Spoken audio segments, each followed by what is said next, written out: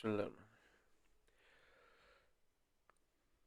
अस्सलाम वालेकुम everyone, this is Anil Hasan, your very own competitive coach. उम्मीद है कि तैयारी अब फाइनल स्टेजेस पे पहुंच रही होगी। ऐसे का ज़ुम्मा तो मैंने ले लिया है, लेकिन आप लोगों को भी सेल्फ डाउट्स भी बहुत सारे हो रहे होंगे and you will be probably thinking कि हमसे बहुत बेहतर एग्ज़ाम्स दे रहे हैं।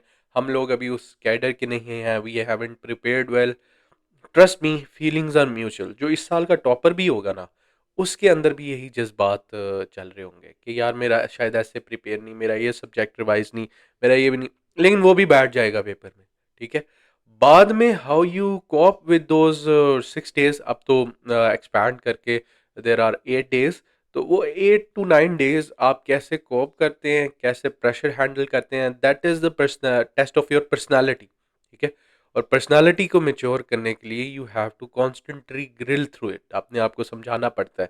Keep yourself in a great bubble, जिसके अंदर यू फील गुड। ठीक है। You feel motivated, you feel driven, you feel like कि आप इस साल फर्स्ट 10 में तो आओगे ही आओगे।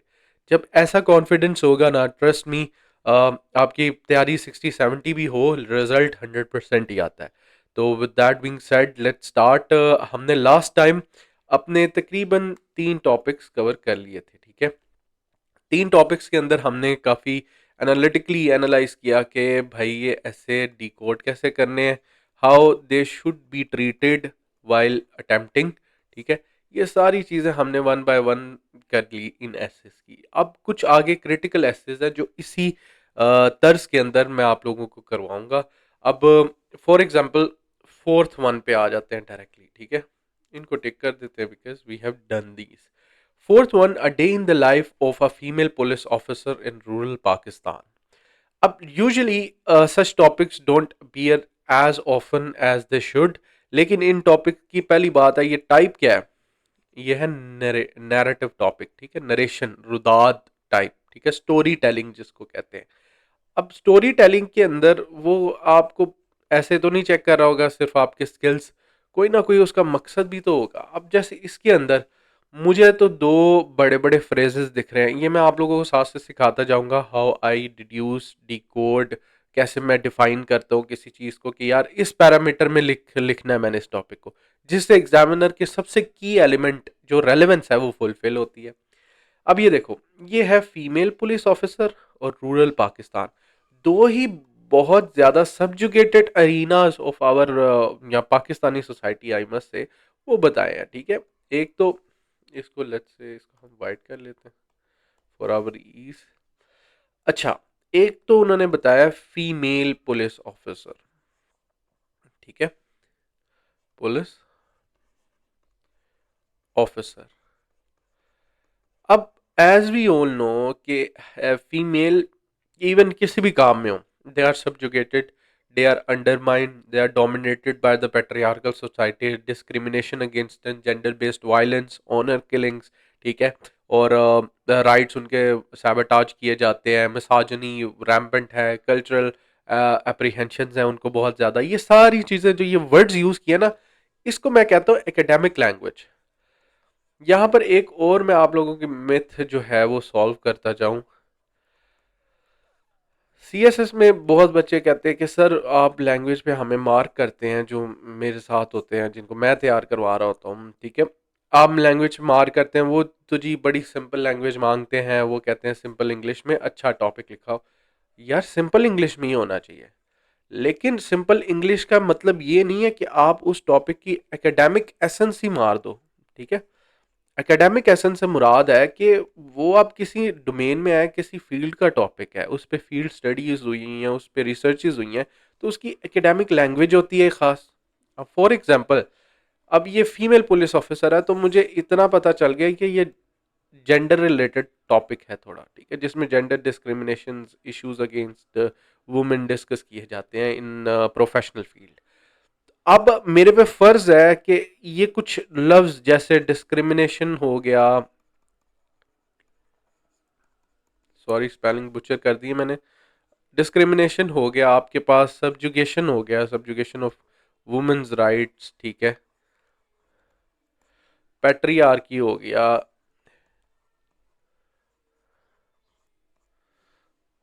सोशल सेगमेंटेशन हो गया, मतलब आई can name hundred and thousands of words जो यहाँ पर मेरे जहन में आ रहे हैं इस टॉपिक से रेलेवेंट। ठीक है, मिsogyny अभी मैंने बोला था, उसको कहते हैं हेट अगेंस्ट वुमेन। ठीक है, इसके भी स्पेलिंग अल्लाह के फजल से गलत कर दिए। तो there are hundreds of topics, honour killing, ये अब ये टॉपिक्स कह रहा हूँ, words which you can use in this topic. अब क्या होगा, आपने रहना सिंपल ही है, लैंग्वेज भी सिंपल है आपकी, अब एकेडमिक हो जाएगी आपकी लैंग्वेज। ठीक है, ताकि जो बंदा पढ़े ना, उसको ये लगे कि यार he is an authority in this field. ठीक है, ये एम ही बस बातें करने के लिए नहीं कर रहा, इसको पता है कि how you talk, how you speak. एक और एग्जांपल मैं दे देता हूँ। अब अगर गवर्नेंस, अभी हम आगे वैसे जाके बात करेंगे गवर्नेंस के टॉपिक के बारे में, इट इज़ अ वेरी मतलब रीऑकरिंग टॉपिक इन मैनी इंस्टेंसेस। अब गवर्नेंस के अंदर भी जब आप बात करोगे, तो गवर्नेंस के अंदर अगर आप इंस्टीट्यूशंस का वर्ड यूज़ नहीं कर रहे, ठीक है, अकाउंटेबिलिटी का वर्ड यूज़ नहीं कर रहे,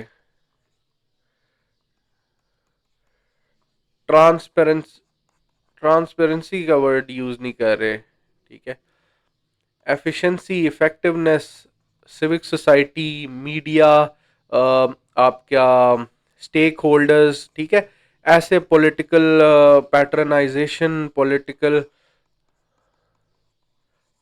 इन्फ्लुएंस, ठीक है, ऐसे वर्ड आप यूज नहीं कर रहे ना, तो आप you not doing justice to your topic. तो ये पहली चीज है जो हमारे मैक्सिमम एस्पेरेंट्स इवन अच्छा ऐसे करके, अच्छे आर्ग्यूमेंट्स करके भी गलत कर रहे होते हैं। तो आपने इसका ख्याल रखना है, जिस टॉपिक को करो उस टॉपिक की faculty, field of study, research जितनी हुई है उसकी तरह साउंड करो। वो जैसा नहीं, ऑब्वियसली हम 12 अब सब्जेक्ट्स हैं, और 12 सब्जेक्ट्स से अगर टॉपिक्स आ रहे हैं, फिलोसफी, लिटरेरी, इंटरनेशनल रिलेशंस, तो हम हर किसी की तरह साउंड नहीं कर सकते। हम कोशिश कर सकते हैं, वो आपकी कोशिश ही इनफ होती है आपकी कंपटीशन को पार करने के लिए, पहली बात। ठीक है, अच्छा, कमिंग बैक टू टॉपिक, अब थोड़ा हम रिवाइज कर लेते हैं जो लास्ट हमने स्ट्रक्चर पढ़ा था ऐसे का। तो मैंने, हाँ, आप लोगों से कहा था कि यार आपने कुछ स्ट्रक्चर आपका, अगर मैं ये पेज करूं कंसिडर कि यहाँ से हमारा पेज शुरू हो रहा है, ठीक है, तो स्ट्रक्चर आपका ऐसे होगा कि इंट्रोडक्शन,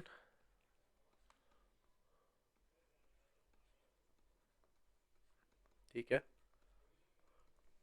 फिर आपकी थीसिस स्टेटमेंट। अभी मैं परसों एक ऐसे वैल्यूएट कर रहा था, ठीक है, उसके अंदर थीसिस स्टेटमेंट कहाँ दी गई थी, यहाँ पर। ठीक है, अब यहाँ पर थीसिस स्टेटमेंट का मकसद क्या बनता है? थीसिस स्टेटमेंट इज, लिखो ना लिखो, ये तो पता है ना, it is part of your introduction. तो जिसका जो पार्ट होता है उसी के नीचे लिखोगे, बहुत ही सिंपल सी बात है। लेकिन ऊपर थीसिस स्टेटमेंट लिखने का कोई जवाब नहीं बनता। अब थीसिस स्टेटमेंट, ठीक है, लिख लेनी है।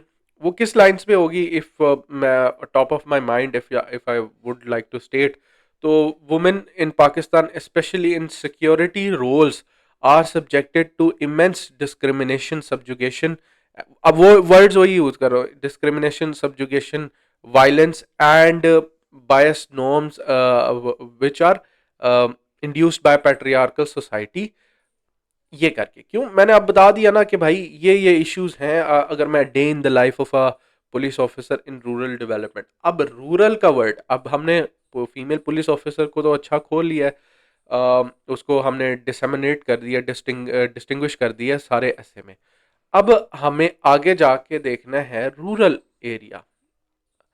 अब rural area constitutes of about 61% of Pakistan population, ठीक है, अस ज़्यादा भी है, लेकिन वहाँ पर उतनी ही डिस्क्रिमिनेशन और वुमेन का स्टेटस जो है ना वो हैम्पर्ड भी है। ठीक है, women status in every field, ठीक है, जब मैं बात करता हूँ होलिस्टिकली बात कर रहा हूँ, political, economic, social, you name it, ठीक है, वो उसके अंदर सारों के अंदर हैम्पर्ड है। तो अब उसके अंदर डे इन द लाइफ आपने डायरेक्ट हेडिंग देनी है, struggles faced by,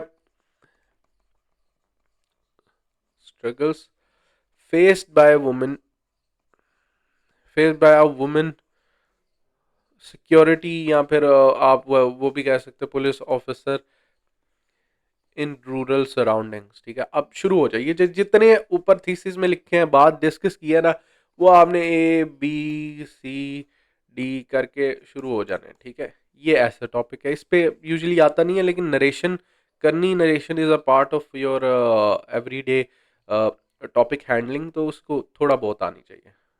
next, artificial intelligence and Pakistan readiness for the fourth industrial revolution. अब देखो, ऐसे टॉपिक्स होते हैं ना, इसमें आप इतना खूबसूरत बेस बना के आप होलिस्टिकली एक्सप्लेन कर सकते हो, क्योंकि इसमें एग्जामिनर ने आपको खुद खुला छोड़ दिया है, इतने अच्छे अच्छे वर्ड्स बताए हैं। जैसे आर्टिफिशियल इंटेलिजेंस, पहला एआई, पाकिस्तान रेडीनेस और फोर्थ इंडस्ट्रियल रेवोल्यूशन। अब ये देखो, मैं डिकोड कर रहा हूँ। स्कोप डिफाइन कर लिया, स्कोप में ज्योग्राफी दिया था, यानी कि पाकिस्तान रेलेवेंट हो के मैंने सारे आर्ग्यूमेंट देने, पहली चीज।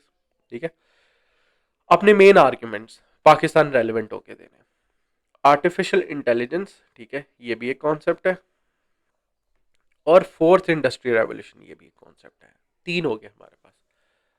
अब जब इसके लिए थोड़ी सी आपको बैकग्राउंड नॉलेज होना शुरू है। अब देखो, पाकिस्तान स्पेसिफिकली उसकी रेडीनेस क्यों पूछ रहे हैं। Let's say if I wanted to give you guys a heads up, 17th century जब रिनाइसेंस एरा शुरू हुआ, ठीक है, 17th सेंचुरी के अंदर मशीन्स आई। ठीक है, मशीन ने हमारा बहुत काम आसान किया। वहां से लेकर 18th सेंचुरी को usually critics such as Yuval Noah Harari, वो लोग अपनी किताबों में कहते हैं कि जी ये जो है ना, ये era is known as the first industrial revolution. ठीक है, जहाँ पर थोड़ी मशीन्स यूज होनी शुरू की। अगर मैं एग्जांपल दूं फर्दर, एली विटनी का कॉटन जिन, जिसने टेक्सटाइल बूम लेके आया। ठीक है, पहले हाथ से बनाते थे वुमेन कॉटन, उसके बाद वो मशीन कॉटन जिन मशीन आ गई, उससे आपने बना लिया।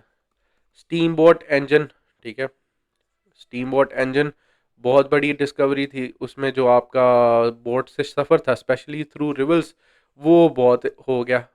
गटनबर्ग की प्रिंटिंग प्रेस की इन्वेंशन, वो भी अगेन जितने लिटरेरी थे वो वाइड स्प्रेड हो गए। मतलब multiple, I can name hundreds मोर।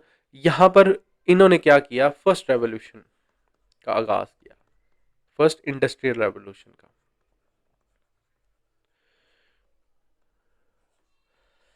अच्छा, रेवोल्यूशन का वर्ड याद रखो। इंडस्ट्री में रेवोल्यूशन पता है कैसे आती है, इसमें थोड़ा और मैं आप लोगों को डीपली एनालाइज करवा देता हूँ। रेवोल्यूशन आती है इंडस्ट्रीज के अंदर इनोवेशन के थ्रू। जब भी कोई ऐसी न्यू चीज का इंट्रोडक्शन होता है ना, ठीक है, तब आप कहेंगे कि हाँ, इंडस्ट्री रिवॉल्व हो गई है, यहाँ रेवोल्यूशनाइज कर दी है इस चीज की इंडक्शन ने। ठीक है, जैसे कि अभी अगर मैं प्राइमरी एग्जांपल देना चाहूँ तो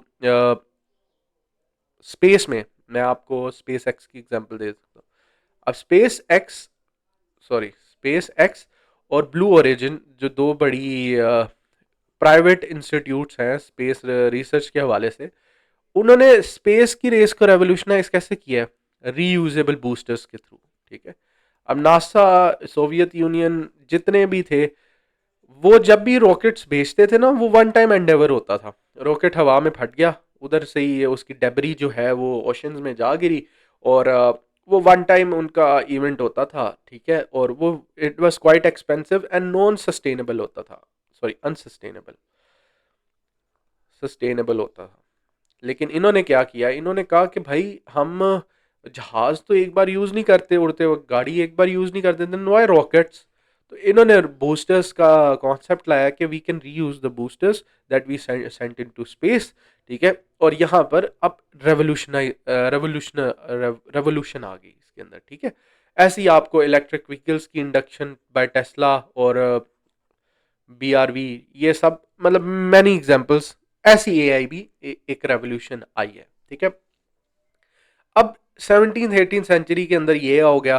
फिर सेकंड इंडस्ट्रियल रेवोल्यूशन जब आई 19th सेंचुरी के अंदर, 19th सेंचुरी के एंड 20th सेंचुरी के स्टार्ट के अंदर। ठीक है, अब यहाँ पर क्या था कि यहाँ पर मास प्रोडक्शन शुरू होगी, मशीन्स तो आ गई थी, मास प्रोडक्शन जो थी ना वो यहाँ पर शुरू हो गई थी। ठीक है,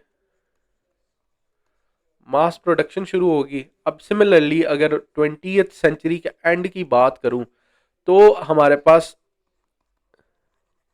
यहाँ पर असेंबली लाइंस का कॉन्सेप्ट आ गया था। असेंबली लाइन जिसके अंदर चीज़ें आपकी असेंबल होती हैं फॉर एफिशिएंसी एंड इफेक्टिवनेस।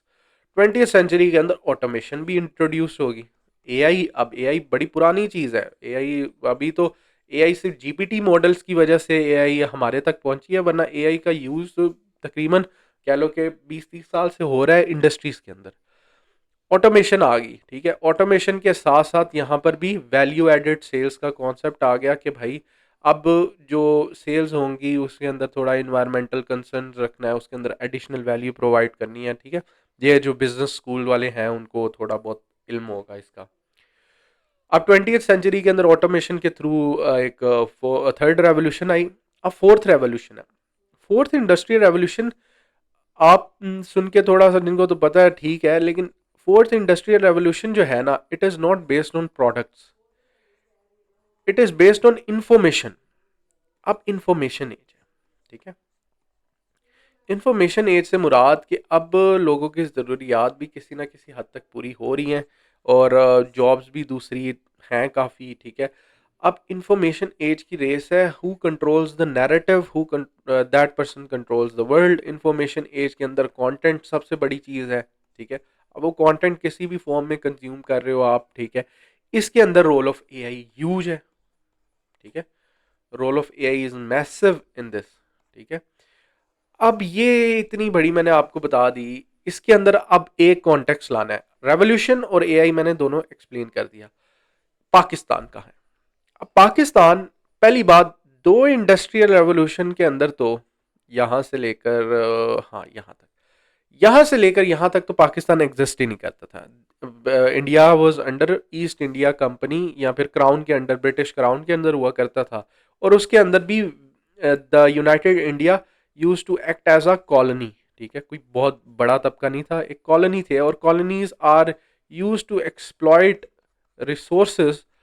जितनी रिसोर्सेज हैं एक्सप्लॉयटेशन होती रही है उनकी, फॉर व्हाट, पेरेंट कंपनी या फिर पेरेंट नेशन। जैसे ब्रिटिश की कॉलोनी थी तो आपके जितने रिसोर्सेज हैं, जितनी आपके सोना आपका वहां से निकल रहा है, कोल निकल रहा है, कॉपर निकल रहा है, मादनियात हैं, वो सारी ब्रिटिश एक्सप्लॉइट करते थे। अब ब्रिटिश खुद, वो इंडस्ट्रियल रेवोल्यूशन उनके यहाँ हर टेक बनती है। हमारे यहाँ अगर वो कॉलोनी थे फिर भी बना सकते थे, उन्होंने बनाया, बिल्कुल बनाया। उन्होंने क्या बनाया, they basically brought railway systems, ठीक है।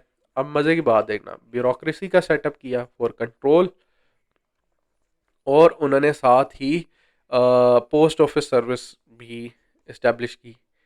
ये क्यों किया, ये इनको फैसिलिटेट करता था एक्सप्लॉयटेशन में, ताकि वो रेलवेज के थ्रू निकाल के जा सकें इधर से रिसोर्स, ब्यूरोक्रेसी के थ्रू कंट्रोल कर सकते हैं, और पोस्ट ऑफिस के थ्रू मेल ऑर्डर्स भेज सकें। यही तीन चीज़ें डेवलप की गई थी ब्रिटिश इंडिया ने। तो इसकी दो रेवोल्यूशंस तो ऑलरेडी मिस होगी इंडिया की, ठीक है। तो अब जब बंटवारा हुआ, डिवीजन हुई, फिर थर्ड रेवोल्यूशन का टाइम था। थर्ड रेवोल्यूशन में हमारे पास इतने मसाइल थे। अच्छा, बाय द वे, अगर किसी ने ये ब्रिटिश इंडिया और इनकी कॉलोनाइजेशन पढ़नी हो, best book is an era of darkness by Shashi Tharoor. अब एन एरा ऑफ डार्कनेस लिखी उन्होंने एक वायरल स्पीच की वजह से, जो एक एडिनबर्ग यूनिवर्सिटी में एनुअल डिबेट के अंदर उन्होंने की थी। उनका टॉपिक ही यही था, एंड इट वाज फैबुलस। मतलब नो इररिस्पेक्टिव आप इंडियन हैं, आप पाकिस्तानी हैं, you can appreciate the eloquence of the man, जिस तरह उन्होंने डिलीवर की वो स्पीच। तो एन आर ऑफ डार्कनेस बहुत अच्छी किताब है, मैं मल्टीपल जगह वो रेफ़र भी कर चुका हूँ। और वो स्पीच 15 मिनट की है, अगर बुक नहीं पढ़नी 15 मिनट की वो स्पीच ज़रूर सुनो, ब्रिटिश इंडिया के ऊपर, ठीक है, कैसे एक्सप्लॉयटेशन हुई। अच्छा, अब ये यहाँ तक हम पहुँच गए। यहाँ पर पाकिस्तान दो इंडस्ट्रियल रेवोल्यूशन में तो था ही नहीं। थर्ड के अंदर हमने जब हुए तो हमारे पास हज़ार मसले थे, रेफ्यूजी क्राइसिस से लेकर, ठीक है, फाइनेंशियल बर्डन तक। फाइनेंशियल बर्डन के बाद पॉलिटिकल इंस्टेबिलिटी थी, और वही जो आज के इकोनॉमिक रोने और वो सारी चीज़ें तब भी थी। तो इसलिए हमने थर्ड भी मिस कर दी।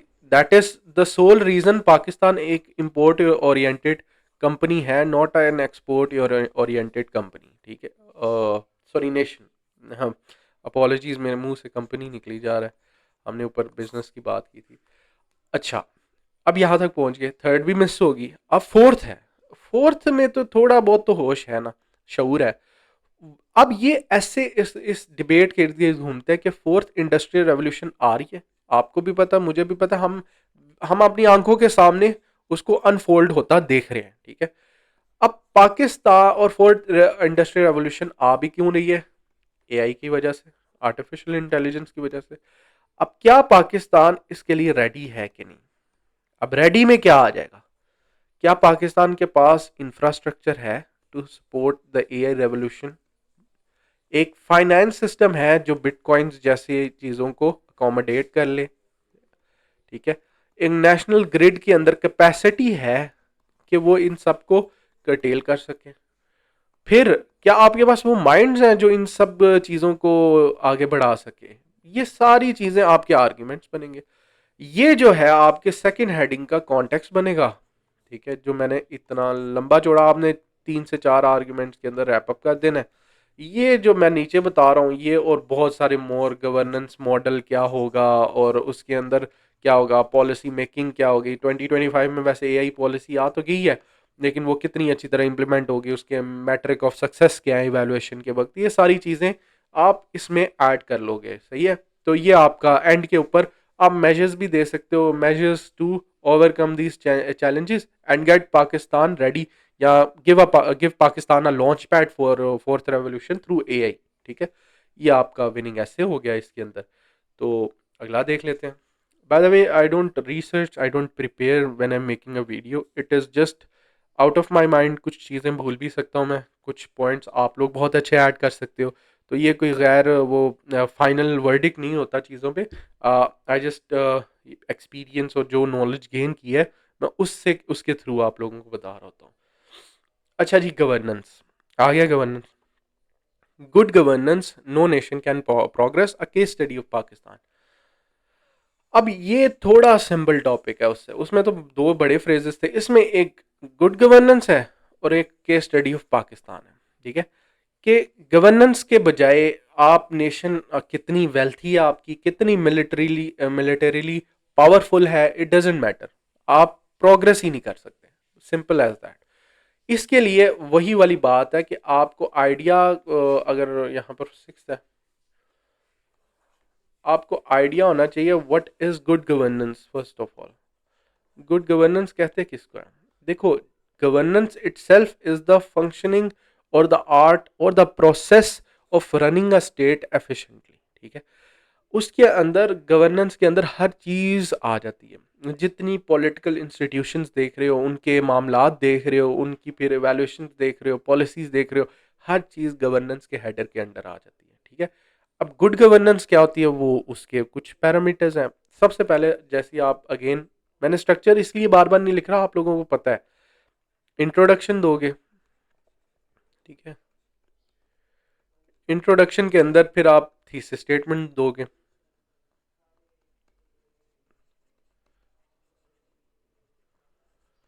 थीसिस स्टेटमेंट में क्या लिखोगे? केस स्टडी पाकिस्तान है, वही वाली बात, पैरामीटर भी सेट है हमारे लिए, अगर मैं स्कोप डिफाइन करूं तो सारी चीज़ें बेहतरीन है। थीसिस स्टेटमेंट मैं बोल के लिखवा देता हूँ। अगर मैं इसकी थीसिस स्टेटमेंट लिख रहा होता, मैंने लिखना था कि इंडीड, या एग्री करना था ना पहले तो स्टेटमेंट से। अब कुछ स्टेटमेंट्स होती हैं, लोग काउंटर आर्ग्यूमेंट देते हैं, भाई एक चीज़ है वो ट्रुथ है। मैं आपसे कहूँ, एक जिंदा लाश सामने डाल दूं आपके, और मैं कहूँ analyse if this is dead और अलाइव, आप कहोगे डेड, ठीक है, जिंदा लाश कह रहा हूँ, लाश ही मार के बंदा सामने, डेड। अब ये तो नहीं आप कहोगे ना, काउंटर आर्ग्यूमेंट। लेकिन if we think about the notion of dead, we will see के उसके अंदर नस चल रही है कि नहीं, ये वो नहीं भाई, इज इट डेड और नॉट, सिंपल। तो ये थोड़ी एक्सट्रीम एग्जाम्पल थी, लेकिन समझाना ज़रूरी था। मैं अब डेली बेसिस पे I am checking 15 to 20 essays, ठीक है। उसके अंदर मेरे अपने स्टूडेंट्स हैं जिनको मैंने खुद तैयार करवाया, वो तो नहीं देते काउंटर आर्ग्यूमेंट, वो इस बला से बचते हैं।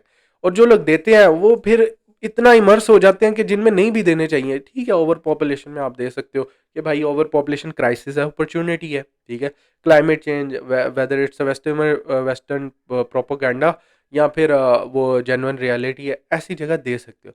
अब मैं पूछूं औरतों को राइट्स मिलने चाहिए नहीं मिलने चाहिए, आप उधर बता के कि जी ये भी राइट्स, ये भी राइट्स, ये भी राइट्स, एंड पे काउंटर आर्ग्यूमेंट दो। लेकिन अगर देखा जाए वो करती ही क्या है, तो ये तो वही वाली बात है ना, सेंसलेस चीज़ें। तो खुदारा ये काउंटर आर्ग्यूमेंट से आपने बचना है। अच्छा, गुड गवर्नेंस की थीसिस स्टेटमेंट की बात कर रहे थे हम। गुड गवर्नेंस यहाँ ये नहीं बताना क्या होती है, आपसे उसने पूछा है, ये स्टेटमेंट है, नो नेशन कैन प्रोग्रेस, आपने कहना जी सर बिल्कुल सही कह रहे हैं।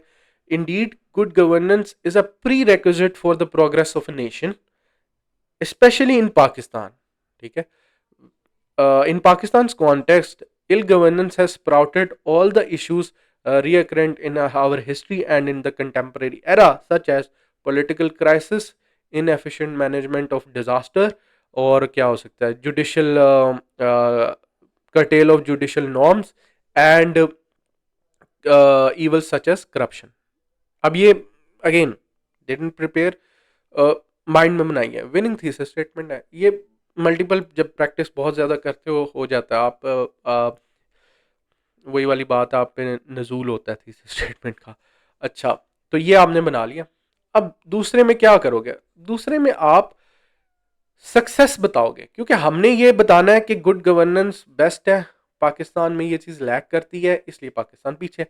अब यहाँ पर the notion of good governance या the concept, the process of good governance and contemporary successful examples, ये मेरा इसमें बेस्ट बनेगा। क्यों, मैं पहले बता दूं कि सही में जो स्टेटमेंट है it is accurate, good governance does institute progress of a nation, मैंने बता दिया। उसके बाद मैं आ जाऊंगा अपने मेन आर्ग्यूमेंट पे, Pakistan case study of failed governance system in Pakistan. इसमें एकदम याद आ गया मुझे, इशरत हुसैन की बहुत अच्छी किताब है, ठीक है, governing the ungovernable.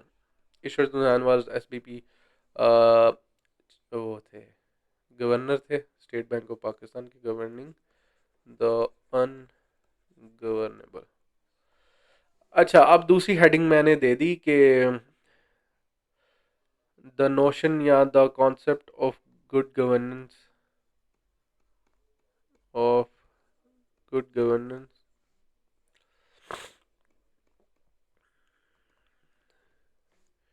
And contemporary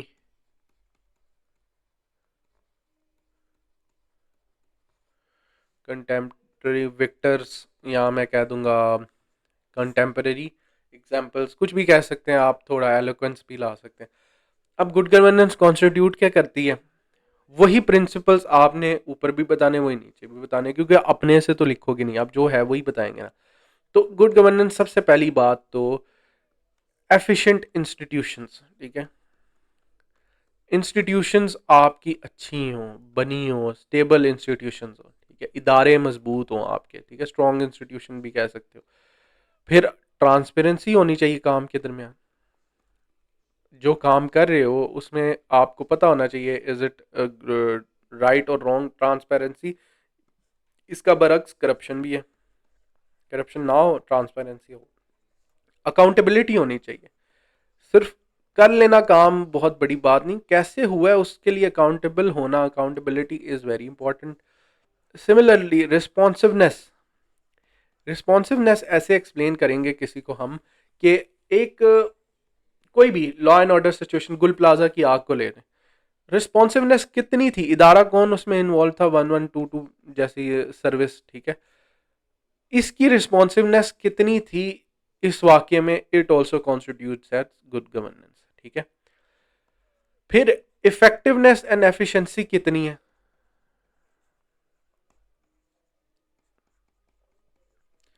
और फिर ब्यूरोक्रेसी कितनी आपकी, ब्यूरोक्रेसी कितनी आपकी अपडेटेड है, ठीक है।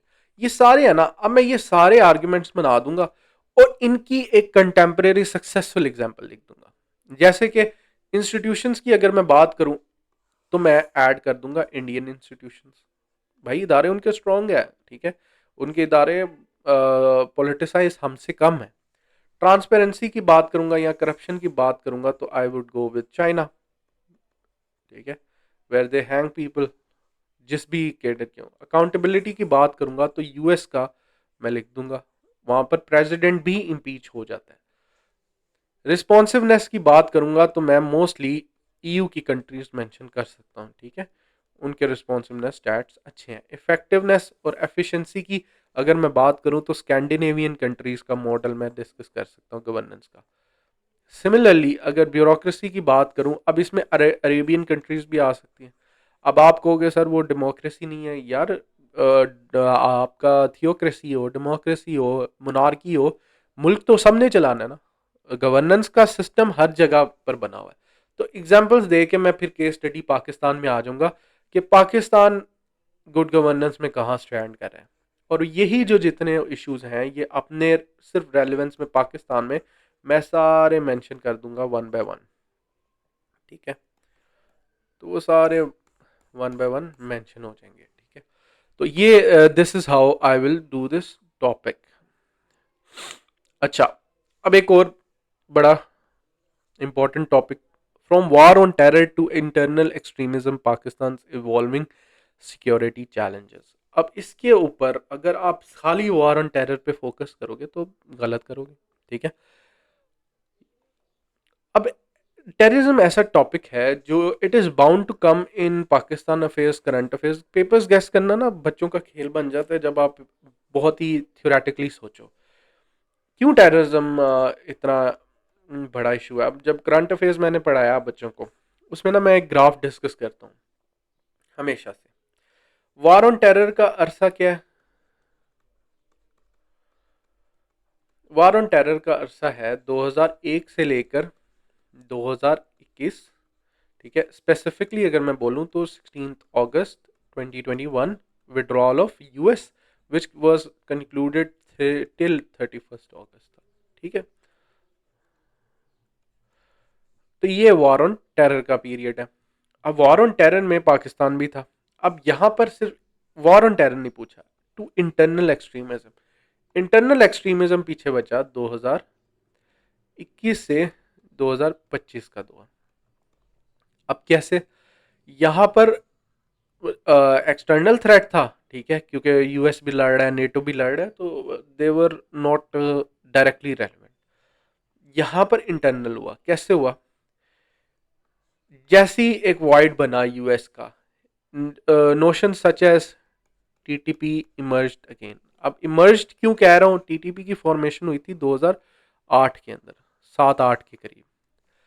अब आपको एक बड़ा ही अच्छा ग्राफ है जो बनाना भी चाहिए। यहाँ पर ईयर्स ले लो, ठीक है, 2025 तक हमने लेके जाना है, 2025। यहाँ पर डेथ टोल ले लो ड्यू टू टेररिज्म।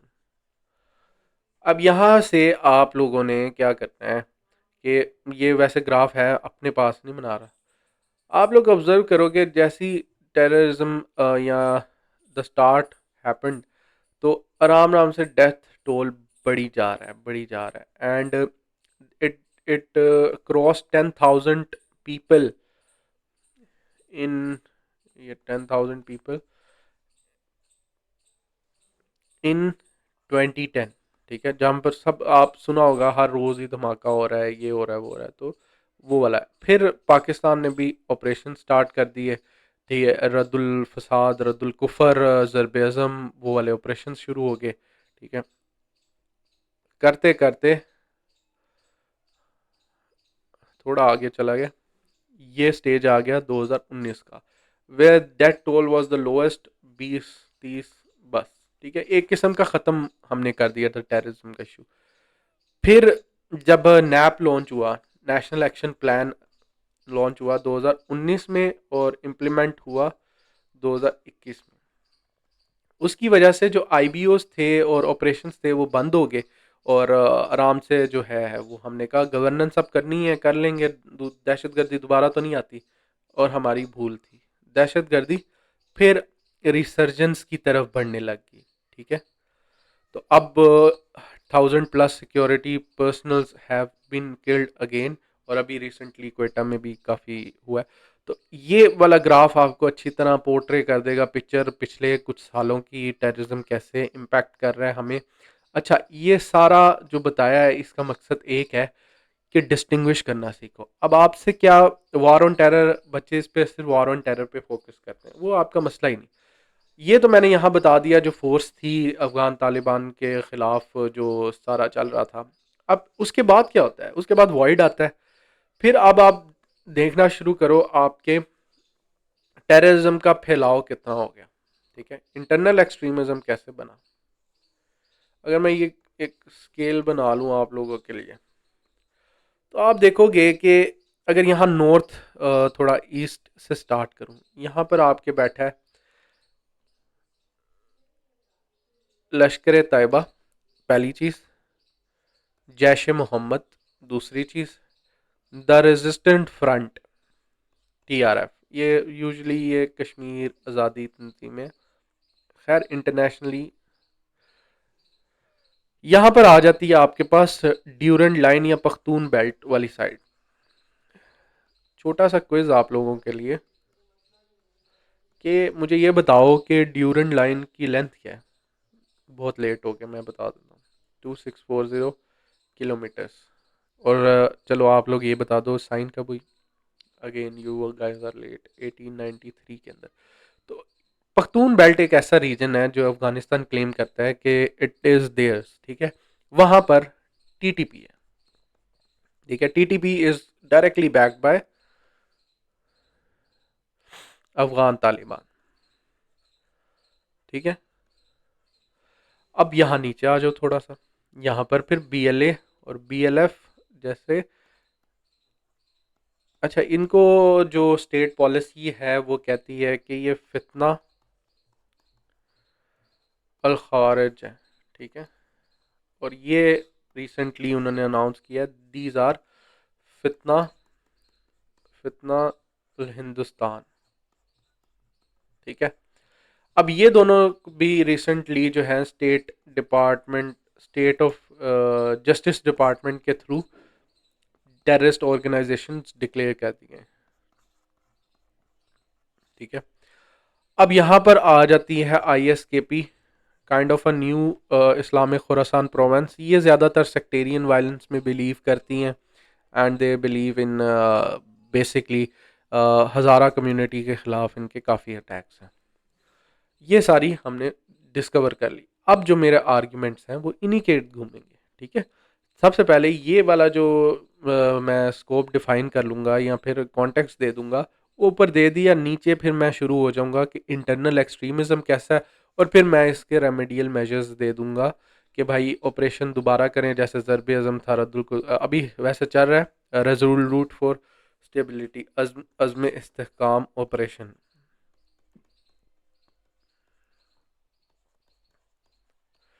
ठीक है, ये टेररिज्म के लिए काफ़ी होगी आउटलाइन डिस्कशन। अच्छा, the shifting global order and Pakistan place in a multipolar world, बहुत ही अच्छा टॉपिक। शिफ्टिंग ग्लोबल ऑर्डर से क्या मुराद है, और Pakistan place in multipolar world. Place का मतलब ये नहीं है कि पाकिस्तान कहाँ पर आ रहा है, कौन से नंबर पे है, नहीं। पाकिस्तान की फॉरेन पॉलिसी कैसे डिटेक्ट करेगी कि कहाँ पर अपने आप को प्लेस करना है, ग्रेट पावर्स के दरमियान, मिड पावर्स के दरमियान या पेरिफेरी में, ये IR के टर्म्स है। अब शिफ्टिंग ऑफ ग्लोबल ऑर्डर पहले समझ लो। देखो, दुनिया में ना हमेशा से ही यूनिपोलर वर्ल्ड रहा है। यूनिपोलर से मुराद आपने लफ्ज से लफ्ज निकालना है। यूनि से मुराद होता है एक, पोल से मुराद पोल्स ऑफ पावर, तो यानी ओनली वन सुपर पावर रही है। ठीक है, चाहे वो कभी ब्रिटिश था under crown, one super power रही है। वो थोड़ा आगे है, आप जाओ, फिर आप लोगों को पता चलेगा कि जब कोल्ड वॉर शुरू हुई 1945 से 1999, या फिर कुछ लोग 89 भी कहते हैं, ये पीरियड को कोल्ड वॉर हम कहते हैं। कोल्ड वॉर में पहली बार दुनिया बायपोलर वर्ल्ड होगी।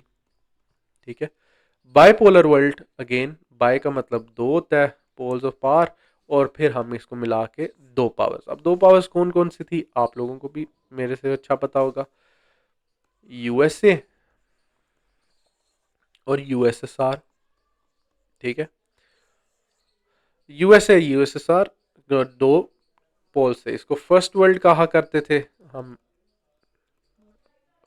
और इसको सेकंड वर्ल्ड कहा करते थे हम।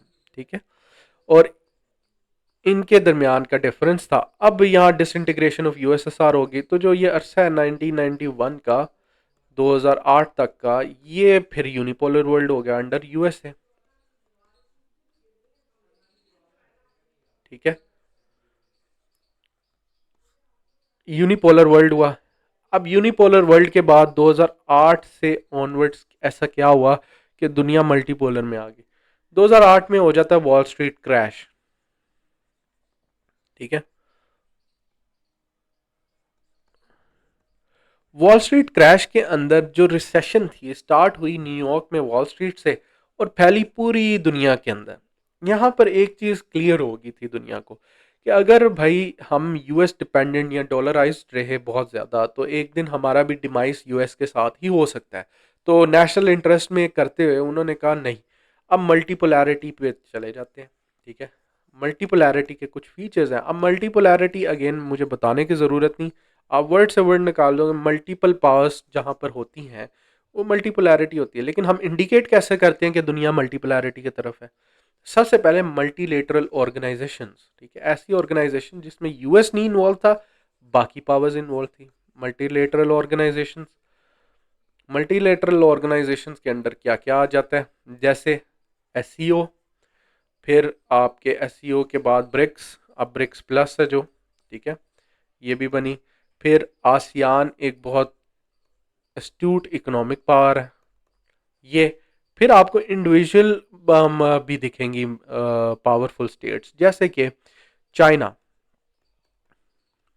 फिर resurgence of Russia as a military power ही सही, लेकिन रिसर्जेंस ऑफ रशिया भी हुआ है। ठीक है, अब इन कुछ पॉइंट से आपको दिखेगा कि यार दुनिया जो है ना, it is moving away from US. ठीक है, इसलिए तो डोनाल्ड ट्रम्प ने आके ये सारा किया, टैरिफ्स वॉर्स वगैरह वगैरह, तो अलायंसेस भी चेंज होने लगी, डिफेंस पैक्ट भी बनने लगे, तो स्पेशली वॉर्स वगैरह भी हो रही थी। तो ये सारी चीज़ों से आपको पता चल गया अब मल्टीपोलैरिटी एग्जिस्ट करती है। ये तो एक हेडर हो गया, ये आप कॉन्टेक्स्ट में एक्सप्लेन कर सकते हो इस टॉपिक के। ठीक है, कॉन्टेक्स्ट यानी सेकंड हेडिंग।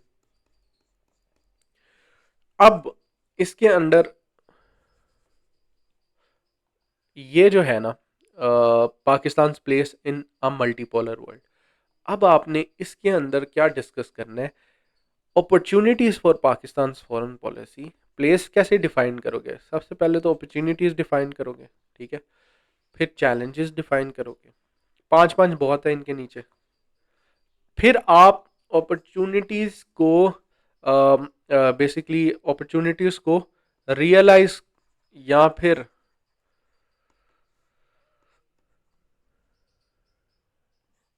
कैश इन करने का मेथड बताओगे। ठीक है, how to occupy those opportunities, वो भी पांच अदद बता देना। ठीक है, इतनी अच्छी एक्सप्लेनेशन के साथ, जैसे कि नेशनल इंटरेस्ट आपका balance of power, sorry balancing act रखना है between two super powers, China try to be a part of bilateral, जैसे आपने ब्रिक्स की मेंबरशिप के लिए अप्लाई किया हुआ है।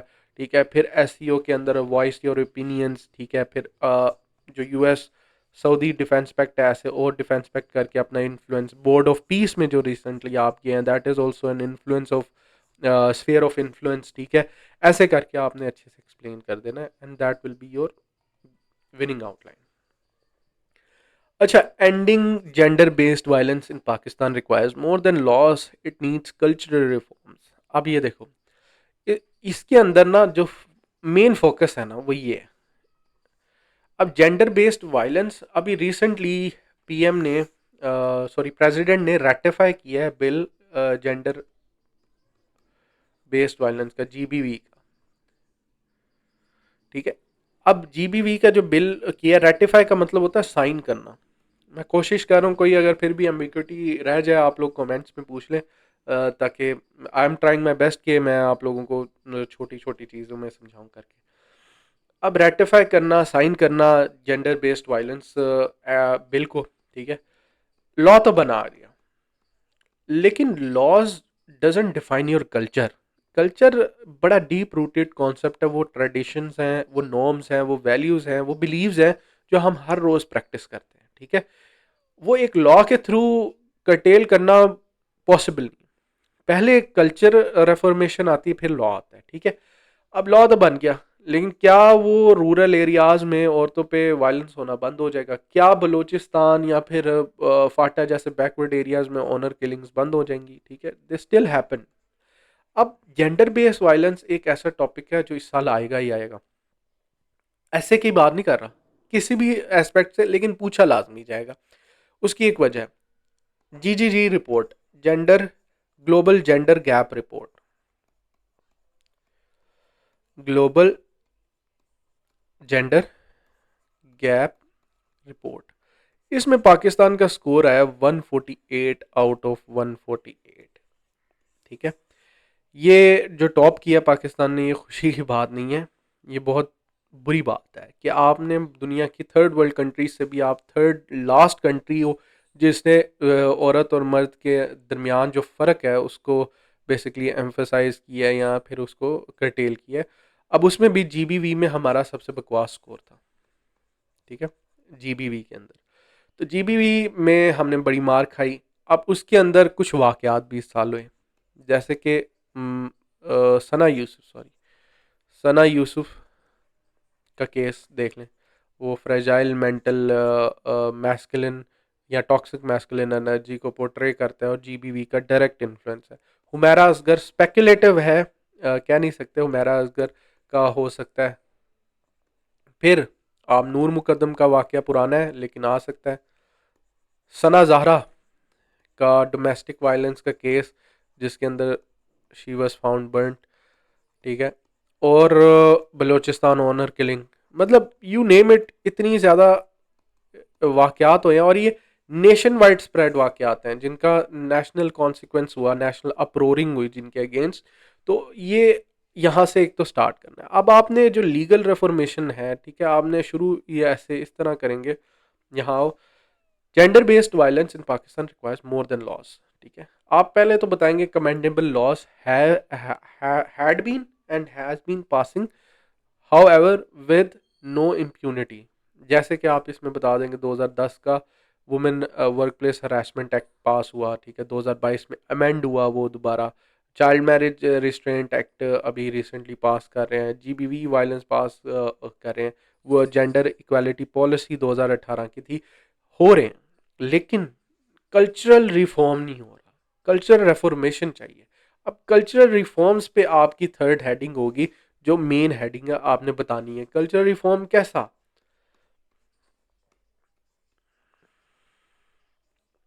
अब कल्चरल रिफॉर्म को आपने बड़े प्यार से चार जगह डिवाइड कर देना है। पॉलिटिकल स्फेयर के अंदर कैसे कल्चर रिफॉर्म है कि जब औरत खड़ी हो उसकी करेक्टर असैसिनेशन ना करो, उसको भी जज करो उसकी परफॉर्मेंस की बेस पे, ना कि वो औरत है जी हुक्मरान नहीं हो सकती। ये एक कल्चरल थॉट है।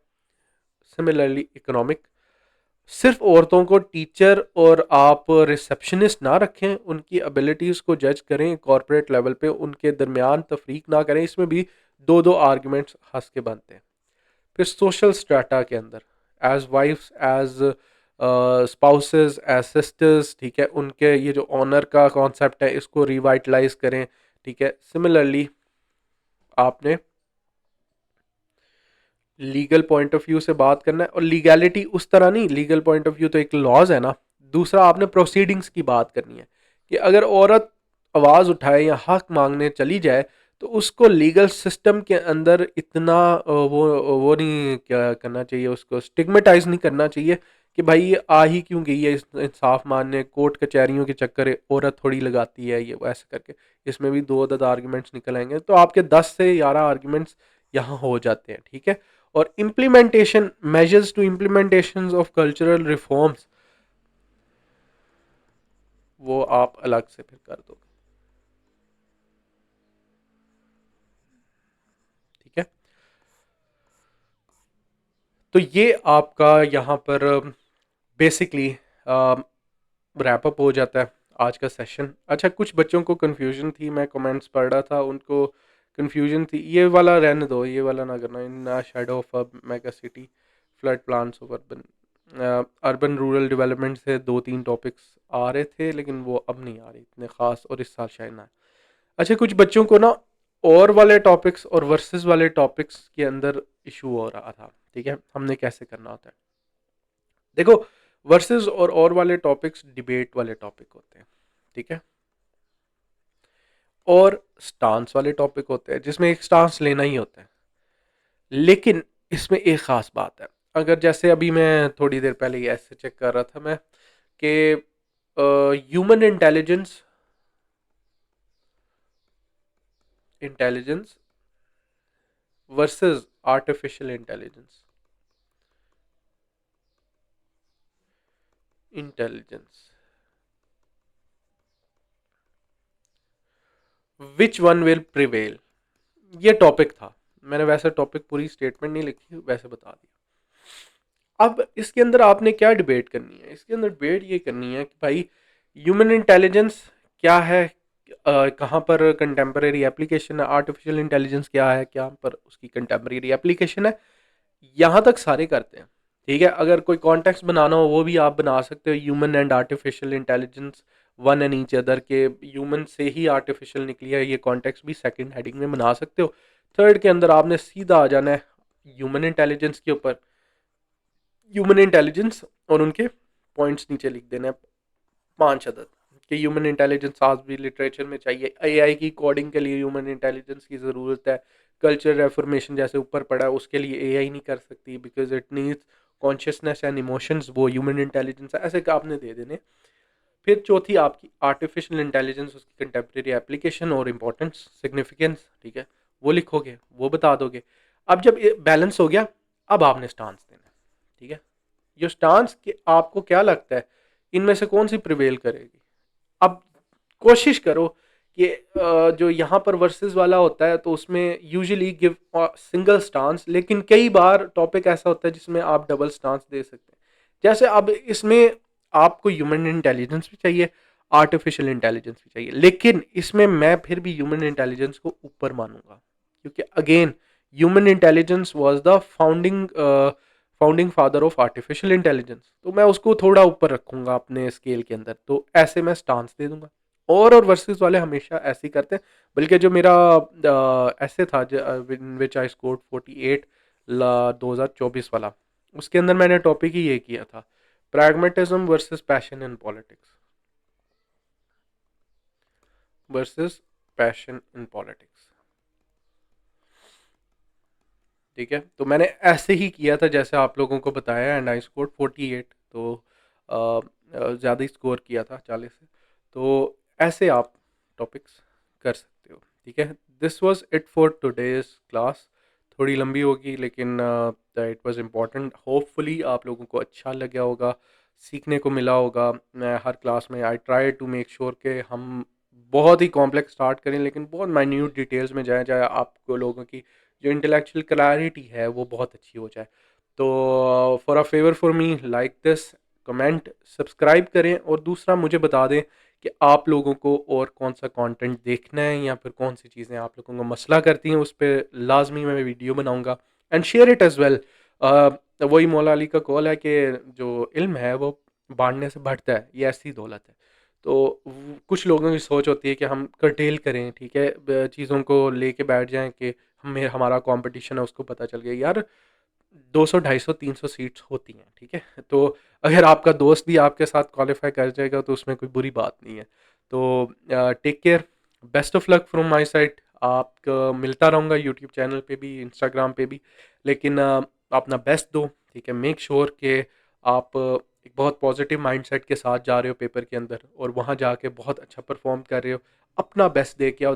That is what is important at the end of the day, अपना बेस्ट दो, किसी के साथ कंपेयर ना करो। As Whitney says, comparison is the thief of joy, तो आपने अपने जो थीफ है कंपैरिजन को करने नहीं देना, ठीक है। तो इंशाल्लाह ख्याल रखो, we will meet in the next video. अल्लाह हाफ़िज़।